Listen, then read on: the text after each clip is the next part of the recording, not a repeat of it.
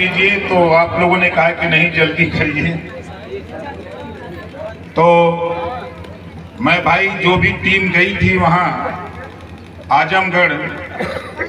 उन सभी टीम के नाम पे जोरदार ताली बजा करके स्वागत करिए। साथियों, आज मुझे कहते हुए खुशी हो रही है कि जिस लड़ाई को 27 अक्टूबर 2002 में हम लोगों ने शुरू किया और आज उस लड़ाई को दिल्ली के गलियारे तक पहुंचाया।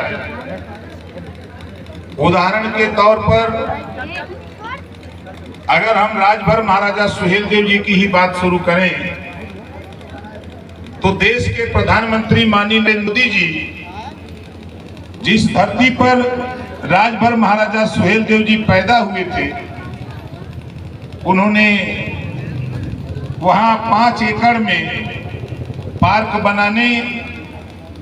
और महाराजा सुहेलदेव जी की मूर्ति लगाने के लिए उन्होंने वहां शिलान्यास किया। और 10 जून 2025 यहां से भी कुछ लोग गए रहे होंगे और सूबे के मुख्यमंत्री योगी आदित्यनाथ जी ने उस कार्यक्रम के विजय दिवस के अवसर पर मुख्य अतिथि थे। आप सब हम लोग मिलकर के एक नया इतिहास, जो देश को गुलाम होने से बचाया, जो देश की संपत्ति लूटने से बचाया, हो गया। हम लोगों सत्ता में गए और 14 महीने सत्ता में जाने के बाद हमको जो विभाग मिला है 75 जिले में हम काम करते हैं। विभाग का काम 75 जिले में हमने किया क्या? मैं गांव में जब जाता था तो गांव में जाकर के हमारी माताएं बहनें कहा करती थी कि हमें आवास नहीं मिलल बा, हमार शौचालय नहीं बा, हमार पेंशन नहीं बा, इस बीमारी हमार रास्ता नहीं बा। ये बात जब आप बताती थी, मैं देश के प्रधानमंत्री के सामने जब एनडीए की बैठक हुई, वहां हमारे केंद्रीय पंचायत राज मिनिस्टर थे और सभी मिनिस्टर थे। वहां जब बैठक हो रही थी, मुझसे पूछा गया, जब मेरा नंबर आया कि भाई ओम प्रकाश जी आप बताओ आप क्या चाहते हो, हमने कहा कि माननीय प्रधानमंत्री जी कुछ नहीं चाहता, खाली एक चीज चाहता हूं, जिन गरीबों की चर्चा आप करते हो, हम करते हैं, हम सब लोग करते हैं, उन गरीबों के पास, जिन भाई के पास, जिस बहन के पास, जिस माँ के पास रहने के लिए छत नहीं है, उसको छत देने का काम एक कानून बना दो। प्रधानमंत्री जी ने कहा, जब उनका नंबर आया और बहुत, जब हम लोग आपके गांव में पैंथर गाड़ी से आते थे, इस इलाके में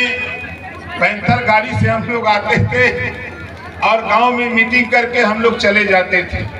तो लोग कहते थे कि नेता क्या करेगा। लोग सवाल करते थे, छींटाकशी करते थे कि नेता क्या करेगा। ने कहा घबराओ नहीं भाई ब्रिजभान जी, लंबी लड़ाई है, एक दिन में नहीं होगा, लेकिन एक दिन जरूर हम लोग करके दिखाएंगे। और आज जिस बात को आज के लगभग 22 साल पहले हम लोग मंच से बोला करते थे, कोई मानने को तैयार नहीं था, उस बात को देश के प्रधानमंत्री माननीय नरेंद्र मोदी जी ने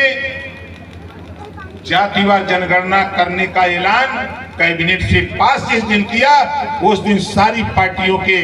नशे उतर गए कि ये ओम प्रकाश राजभर वहां ये बात कैसे पहुंचाता है। साथियों, आप लोगों की ताकत से एनडीए की जब बैठक होती है, कोई बोले न बोले, लेकिन राजभर तो बोलता है। और वहां मैंने देश के गृह मंत्री, देश के रक्षा मंत्री और देश के प्रधानमंत्री जी के सामने मैंने कहा कि इस देश में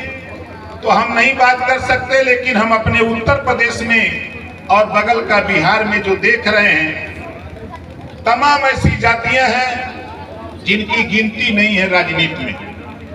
जिनकी आबादी के विषय में किसी को पता नहीं है। आप महोदय अगर गिनती करा देते